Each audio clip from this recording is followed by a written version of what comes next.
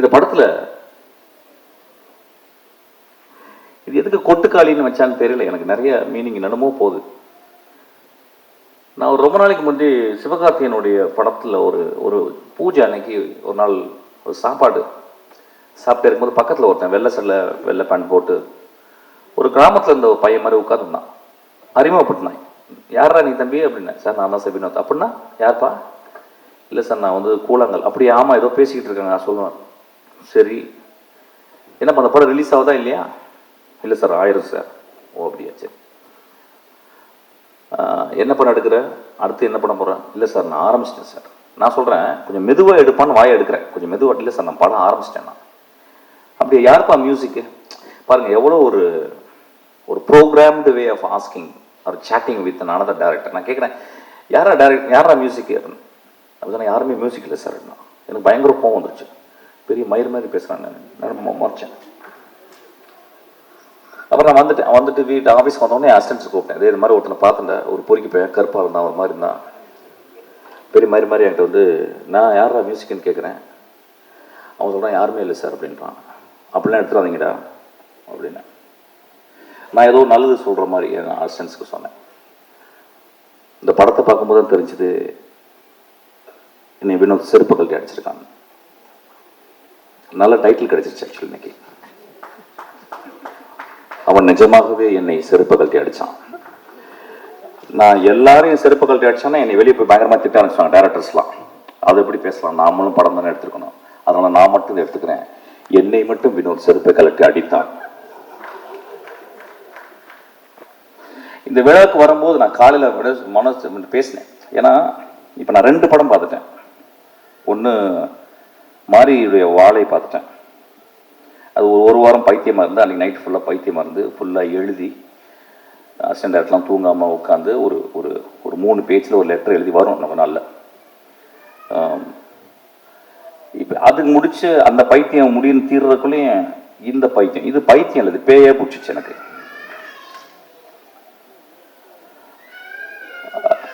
அப்போ வந்து இந்த படத்தில் வந்து அவன் ஏன் மியூசிக் டைரக்ஷன் பண்ணலை அப்படிங்கும்போது அதுக்கு ஒரு பெரிய அது வந்து ஒரு குருட்டாம்போக்கில் எடுக்கப்பட்ட ஒரு முடிவல்ல. The decision came out of his vision of cinema. அவன் எப்படி சினிமாவை ட்ரூத்ஃபுல்லா பார்க்கறான் அப்படின்றதுக்கு ஒரு காரணம்.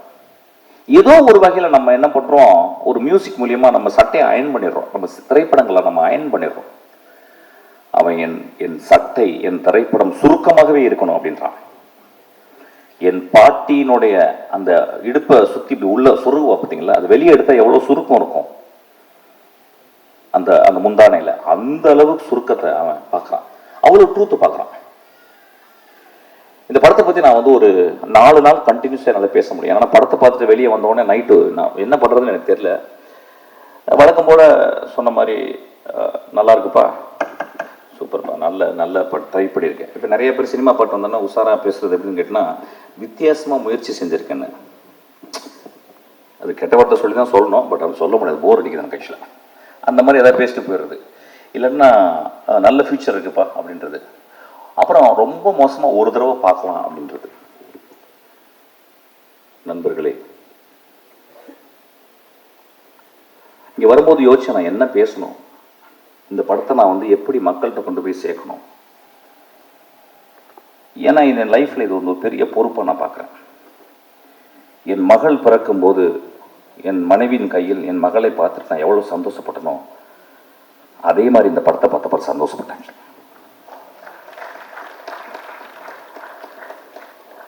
இந்த படத்தை பற்றி மக்கள்கிட்ட கொண்டு போய் சேர்க்கறதுக்கு என்னன்னா, நிறைய பல்ட்டி குட்டிக்காரங்கெல்லாம் அடிச்சாச்சு. யூஸ்வலாக நான் நிறைய பேசியிருக்கேன். இந்த படம் மக்கள் வந்து எல்லாரும் பார்க்கணும்னா நான் அவுத்து போட்டு கூட நிற்கிறதுக்கு தயாராக இருக்கீங்க இந்த இடத்துல. ஏன்னா அப்படிதான் உரைக்கும். கை தட்டலாமே கொஞ்சம். ஒரு குத்து டான்ஸு, நேக்கட் டான்ஸ் இங்கே ஆடலான் இருக்கு, இந்த படத்தை பாருங்க அப்படின்னு. நான் நேக்கட் டான்ஸ் ஆடி நீங்க பார்த்தீங்கன்னா என்ன ஆவீங்க, அதை எக்ஸ்ட்ரா போஸ்ட் பண்ணி நீங்க அப்ப அந்த படத்தை போய் பாருங்கன்னு சொல்லலாம். இந்த கொடுமை எப்படின்னு கேட்டீங்கன்னா, இந்த தமிழ் சமூகத்தில் வந்து அது இந்திய சமூகத்தில் வந்து ஒரு நல்ல படத்தை பார்க்கறதுக்கு, நல்ல படம்னா எப்படின்னா ரொம்ப ஃபிலாசபிக்கலான கொஸ்டின் அது. ஆமாம், நான் 2 நிமிஷம்லாம் பேசலாமா? 1 மணி தான் பேசலாம். பேசுது இடக்கு முடக்க அதை பேசினா பிரச்சனை ஆயிரும் உனக்கு. ஓகே, நல்ல படம் அப்படின்னாவே நம்ம நண்பர்கள், நம்ம நம்ம நம்ம ரசிகர்கள், நம்ம ரொம்ப நேசத்துக்குரிய நம்மளுடைய ரசிகர்கள் என்ன சொல்லியிருந்தாங்க வந்து, ஓகே புரிஞ்சிச்சு. அதாவது வந்து பாலாசக்திவேலு, மிஷ்கின், ராமு, வெற்றிமாறன் நல்ல படம் சொல்லிட்டா கொஞ்சம் பார்த்தே போவோம் அப்படின்ற மாதிரி கொஞ்சம் யோசிச்சு போவோம். ஏன்னா சினிமா பார்க்க வர்றதே அவுத்து போட்டு ஆடுறதை பார்க்கறதுக்கு தான். சினிமாக்கு நிறைய பேர் ஆடுறது, அதாவது இன்னும் என்கிட்ட பேசுறாங்க, அந்த சார் அந்த குத்துப்பாட்டு ஒன்று போட்டீங்களே சார், அது மாதிரி இன்னொன்று போடுங்க சார். நான் என்ன போட தான் செய்ய முடியும். ஆக்சுவலாக நண்பர்களே, ஒரு மார்க்கெட்டுக்கு போகிறோம், ஒரு குழந்தையை கூட்டிட்டு, ஒரு பெண் குழந்தையை கூட்டிட்டு ஒரு கத்திரிக்காய் எடுக்கிறோம். எங்கள் அம்மா சின்ன வயசுல எனக்கு கத்திரிக்காவை எப்படி வாங்குவது அப்படின்னு சொல்லி கொடுத்துருக்காங்க. ஒரு சவுச்சவை எப்படி பார்த்து வாங்கணும்னு சொல்லி கொடுத்துருக்காங்க. ஒரு பழத்தை வந்து தட்டி பார்த்து, அந்த பழம் தட்டி பார்த்து பழுத்திருக்கான்னு பார்த்து வாங்க சொல்லியிருக்காங்க. ஆனால் நம்ம சமூகத்தில் ஒரு கலைப்படைப்பை மட்டும் வெகுஜன சினிமாவாகவே மட்டுமே பார்க்க பழகிருச்சு. இன்னைக்கு 16 வயதுல எடுத்தா ஓடுமானே டவுட் வந்துருச்சு. என் ஆதங்கத்தை இங்கே கொட்டி தீர்க்கவில்லை. இந்த படத்தை நான் மக்கள்கிட்ட கொண்டு போய் எப்படி சேர்க்கறதுன்னு யோசிச்சுக்கிட்டே இருக்கேன். இப்போ நகரத்தில் இருக்கவங்க எல்லாருமே நினைச்சுக்கிறாங்க நம்ம எல்லாமே சிட்டி பேஸ்டு. அதை சொல்றாங்க இது கிராமத்து கதை. ஐயா, இது என் தாயின் கருவறை ஐயா. இந்த படம் என் மகளின் யோனி ஐயா. இந்த படம்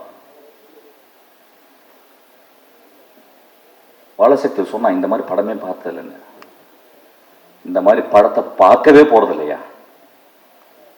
இந்த மாதிரி படத்தை நான் பார்க்கவே போறதில்லை. இந்த படத்துக்கு முன்னாடி நான் என் படைப்புகள், என்னுடைய சினிமா அப்படின்றத நான் கீழே குனிஞ்சு அவன் காலை முத்தமிடுவேன். அந்த அளவுக்கு அந்த படத்தை பண்ணியிருக்கான். உங்களுக்கு ப்ரூவ் பண்ணணும்னா வினோத கூட்டிங்க நின்று அவன் காலை முத்தமிடுறேன். நான் இளையராஜா காலை முத்தமிட்டிருக்கேன். நான் இளையராஜா காலை என்னைக்குமே தொட்டு கும்பிட்டதில்லை. நான் உதட்ட கொண்டு போய் தொடுவேன். ஆக்சுவலாக 2வது மனிதனாக இளையராஜாக்கு அப்புறம் அவன் கால்களை நான் முத்தமிடுவேன். ஒரு படத்தை பார்க்கும்போது அடுத்த சீன் என்ன, அடுத்த சீன் என்ன, அடுத்த சீன் என்ன, அடுத்த சீன் என்னன்னு சொல்லிட்டு நாங்கள்லாம் எழுதுவோம். எழுதும்போது ரொம்ப கேர்ஃபுல்லாக. நான் இப்போ கூட வரும்போது என் தம்பிகிட்ட பேசிக்கிட்டேன். ஒரு படம் வந்து நல்ல கதையாக இருக்கணும், என்டர்டெய்னிங்காக இருக்கணும், இப்போ 3வது தேவைப்படுது எக்ஸைட்டிங்காக இருக்கணும்னு சொல்லிட்டு. இந்த 3மே இந்த படத்தில் இருக்கு.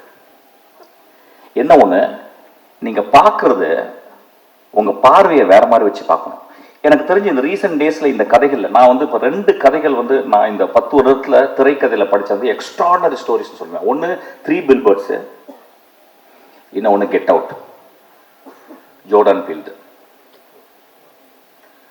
அதுக்கப்புறம் இந்த கதையை சொல்லுவேன். ஏன்னா அது 3மே எப்படின்னா, ஒன்று வந்து பிளாக் ஹாரர், இன்னும் வந்து ஒரு பெண்ணினுடைய தவிப்பு, தன் மகளை பறி கொடுத்துட்டு ஒரு பெண்ணுடைய தவிப்பு. இந்த படத்துல ஒரு குடும்பம் ஒரு பெண்ணை வச்சுக்கிட்டு தவிக்கிறாங்க. அவ்வளவு சிறந்த மனிதர்கள் அந்த குடும்பத்தில் இருக்கணும். அந்த குடும்பம் பார்க்கும்போது, படம் பார்க்கும்போது அவங்க கெட்டவங்க மாதிரி இருக்காங்க. எனக்கு ரொம்ப அந்த பெண்ணோட அந்த குடும்பம் ரொம்ப நல்லதாக தெரிஞ்சு. வினோத் இந்த கேரக்டருக்கு வந்து வேற யாராவது பண்ணியிருந்தா நல்லா இருக்காதோ, நடிச்சிருவாங்களோங்கிறதுக்காக தன்னுடைய அக்காவையும் தன்னுடைய பெரியம்மா பொண்ணு தங்கச்சிகளாம் நடிக்க வச்சிருக்காங்க. இந்த படத்துல வந்து 2 காட்சிகள் நான் சொல்லுவேன்.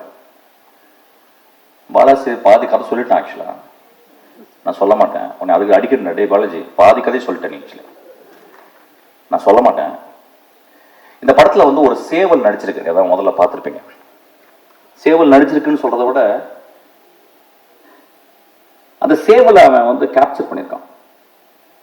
முதல் ஷாட்டா நீங்க போட்டிருக்கான், நீங்க பார்க்கணும். ஆக்சுவலா இந்த படம் சினிமாவை எப்படி பார்ப்பது, நாம் என்ன சினிமா பார்த்துக்கிட்டு இருக்கோம், அதாவது மொமெண்ட்ஸ்ன்னு சொல்லுவாங்க. சினிமாவில் வந்து மொமெண்ட்ஸ்ன்னு சொல்லுவாங்க.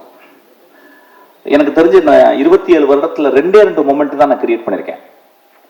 ஒரு மொமெண்ட் வந்து வெட்டி போட்டவன் இடத்துல வந்து ஒரு கிழவி வந்து பூ போடுறான். ரெண்டாவது மொமெண்ட் வந்து தன் மகள் இறந்து போன பிறகு அப்பாவுடைய சிகரெட்டை வந்து குடிக்க கூடாதுன்னு கஷ்டப்படுறான். இந்த 2 மொமெண்ட் 27 வருஷத்துல. இந்த படத்துல 60 சீனுமே 60 மொமெண்டா பண்ணியிருக்கான். இந்த படத்தில் வந்து இயற்கையை அவன் யூஸ் பண்ணது, மனிதர்களுக்கு முன்னால இயற்கையை அவன் யூஸ் பண்ணது. ஒருவேளை நான் பேசுறது போர் அடிச்சாலும் அடிக்கலாம், பட் பரவாயில்ல, ஏதாவது பேசுறேன். ஏன்னா கொஞ்ச நேரம் பேசுறதுக்கு கேட்கறதுக்கு போயிடுச்சு. மச்சான் நெக்ஸ்ட் சீன் என்னன்னு போயிருது. ஆக்சுவலா நண்பர்களே,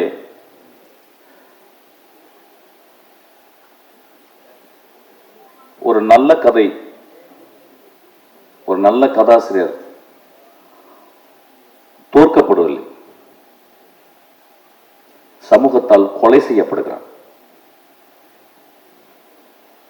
ஒரு நல்ல கதையும் ஒரு நல்ல கதாசிரியரும் அவ்வளவு பேரன்போட ஒரு சமூகத்துக்கு இந்த கதையை எழுதுனா பீச்ல ஒரு பங்களா,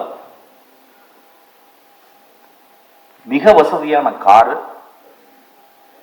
அதுக்கப்புறம் 100 வருஷத்துக்கு வந்து சொத்து அப்படின்னு இல்லாம இந்த கதை பண்ணா சமூகத்தின் இதயத்தை கொஞ்சோண்டு தொற்றுலாம் அப்படின்னு வினோத் பண்ணியிருக்காங்க.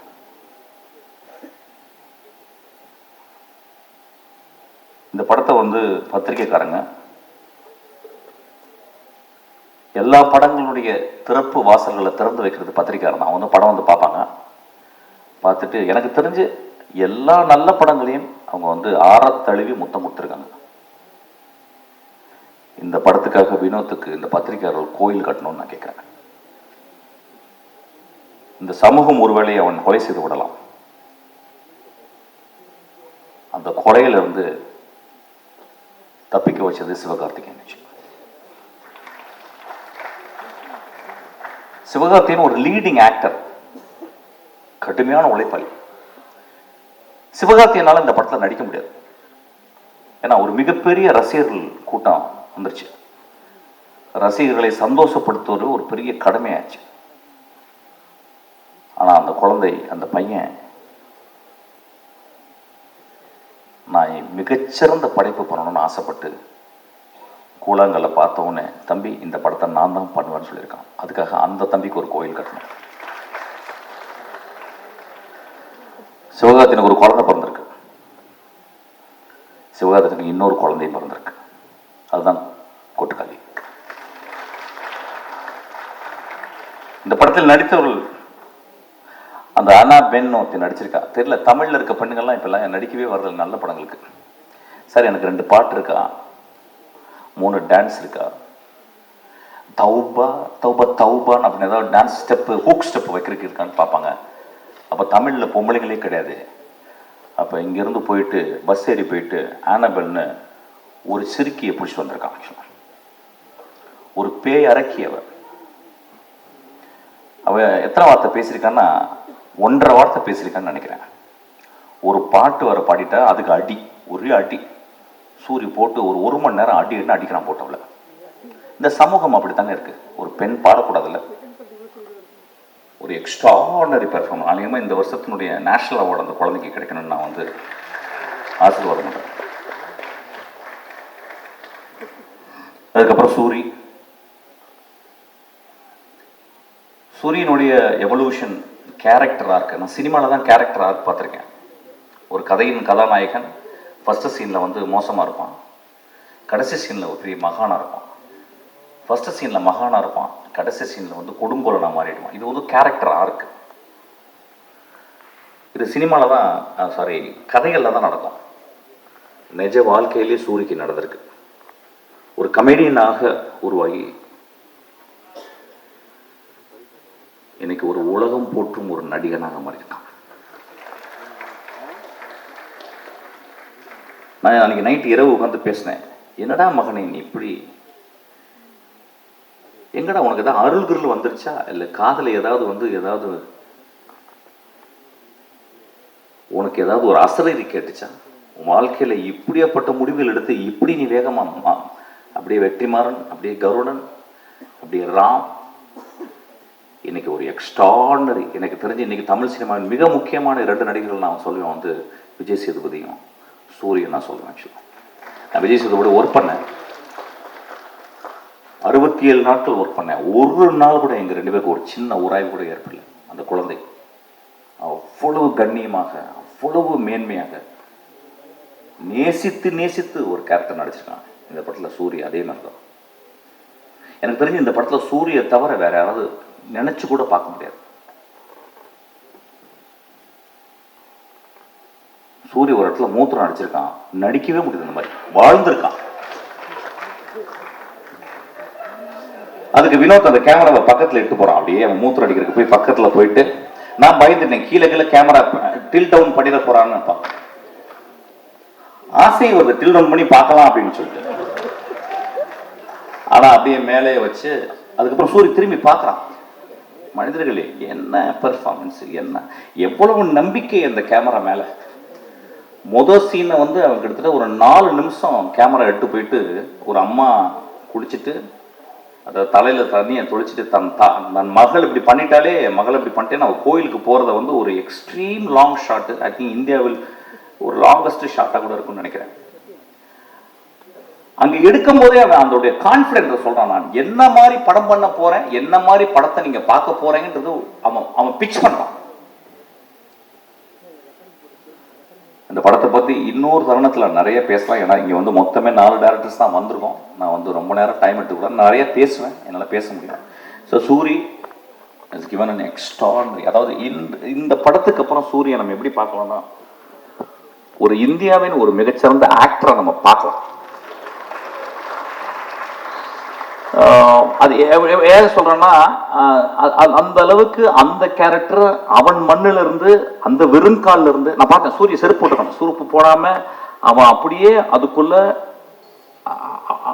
ஒரு அதான் சொன்னாங்க, ஏதோ அந்த டீட்டெயில் வந்து காலு அதை வந்து சூரிய சொன்னதான் நல்லது, சூரிய சொன்னது அதான் அது நல்லா இருக்கும். ஆக்சுவலி எப்படி அதை நடிச்சா அந்த குரலுக்காக நான் அந்த கழுத்துல இது பண்ணிட்டு பார்க்கும்போது நான் ஒரு இடத்துல ஒத்து பார்த்தேன், இந்த இடத்துல கழுத்து நரம்பு வந்து புடைக்குது. ஸோ நடிக்கலை அந்த இடத்துல. He took so much of sincere and truthfulness to exhibit something extraordinary. கேள்விப்பட்ட வந்து கூழாங்கல் பார்த்த உடனே சூரி விரட்டி போயிருக்கான். ராம் என்கிட்ட சொன்னான். ஆனா கிட்டத்தட்ட டெய்லி 2 தடவை ஃபோன் பண்ணி, ராமண்ணா கொஞ்சம் வினோட்ட சொல்லுங்க, அடுத்த படம் எந்த படமா இருந்தாலும் அதுல ஒரு சின்ன கேரக்டராக நடிக்கணும், அதுக்காக சூரிக்கு நம்ம எல்லாம் கிளாப் பண்ணுவோம். அதாவது ஒரு கலைஞன் இன்னொரு கலைஞனை தேடி ஒரு சீனாவும் நான் நடிக்கணும்னு சொன்னா பாருங்க, அவன் ஒரு பெரிய மேதை தான். அவன் பெரிய மேதை தான் அவன். நண்பர்களே, இந்த படத்தை பத்தி நான் நிறைய சொல்ல முடியும். ஆனா I am not very sure how far I can talk. ஒரு மிகப்பெரிய அனுபவம். இந்த படம் வந்து ஒவ்வொரு குடும்பமும் போய் பாருங்க. அதாவது மோசமான படங்களை சில படங்களை நம்ம பார்க்கிறோம், மோசமான காட்சிகளை நம்ம குழந்தைகளை கொண்டு போய் காட்டுறோம், மோசமான படங்களை இந்த இளைஞர்கள் போய் பார்க்கறாங்க. அதெல்லாம் பார்க்கலாம், தப்பு கிடையாது. அது வந்து ஒரு ஆர்ட், வந்து போனோகிராஃபியும் ஒரு ஆர்ட் தான். அது யாரால எடுக்கப்படுறதுன்ற பொறுத்து. ஆனா இந்த படம் இந்த தமிழ் சமுதாயத்தை, எனக்கு தெரிஞ்சு இதை விட ஒரு பொலிட்டிக்கலான படம் தமிழ்நாட்டில் வந்திருக்கான்னு எனக்கு தெரியல. இதை விட ஒரு பொலிட்டிக்கலான படம் அந்த ஏரியா நான் பேச வேணான்னு யோசிக்கிறேன். ஏன்னா இங்க பொலிட்டிக்கல் படம்ன்றது வந்து வேற வேற கருத்துக்களோட உலாவுது. ஆனா ரொம்ப அமைதியா ஒரு பொலிட்டிக்கல் படத்தை, மோஸ்ட் பவர்ஃபுல் பொலிட்டிக்கல் ஃபிலிமை வினோத் அசால்ட்டா எடுத்திருக்கான். நண்பர்களே, நான் மீண்டும் கேட்குறேன், இந்த படத்தை நீங்க எல்லாரும் பார்க்கணும். பத்திரிகையாளர் இந்த படத்தை பத்தி மேன்மையை எழுதணும். இந்த பத்திரிகையாளர்களுடைய மனசாட்சி நான் சொல்லுவேன். இந்த படத்தை நான் தேவராஜெல்லாம் நான் பார்த்தேன். 25 வருடம் நான் பார்க்குறேன் தேவராஜன்.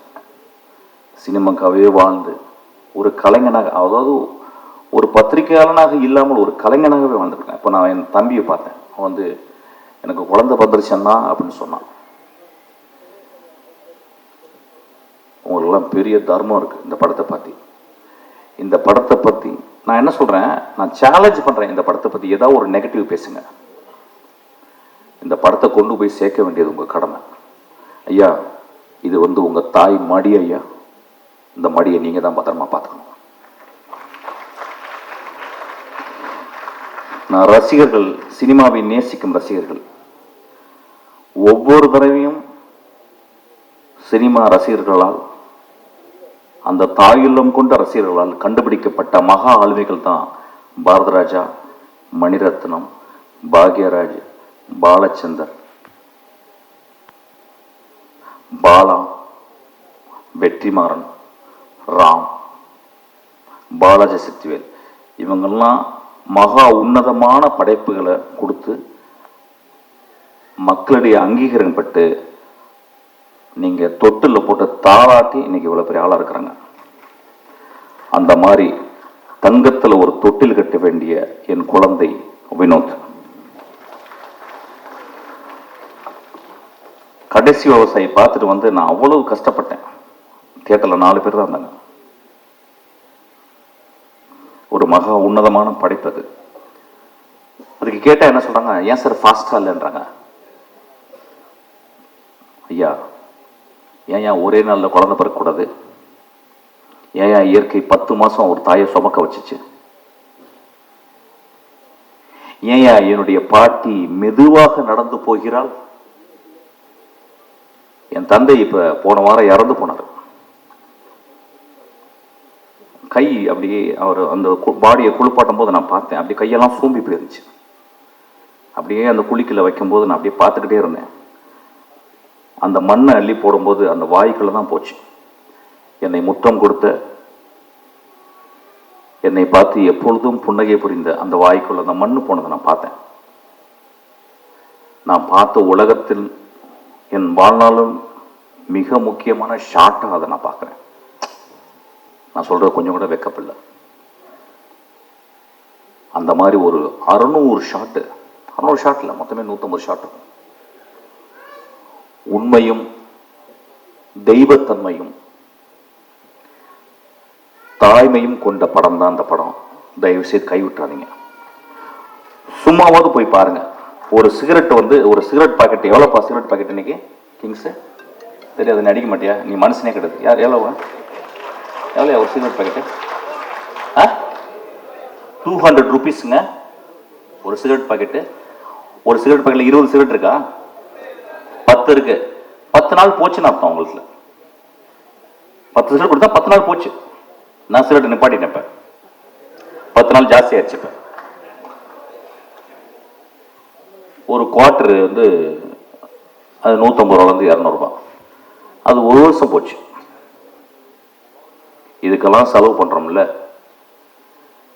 சாமிக்கு போய் நம்ம அவ்வளோ செலவு பண்றோம், அவ்வளோ உண்டியல் காசு போடுறோம், அவ்வளோ டொனேஷன் கொடுக்குறோம்ல. வினோத் தான் என் சாமி. அவன் எடுத்தது தான் வந்து கடவுள். தயவு செய்து பேர் பாருங்க. நண்பர்களே, இந்த வாழ்க்கை ரொம்ப அலாதியானது. இந்த வாழ்க்கையில் நம்ம என்னென்னலாம் முடிஞ்ச வரைக்கும் நல்ல விஷயங்கள் பண்ணுறோம் அப்படின்றது ரொம்ப முக்கியம். அதில் ஒரு நல்ல விஷயந்தான் கொட்டுக்காலையை நீங்கள் போய் தரிசிக்கிறது.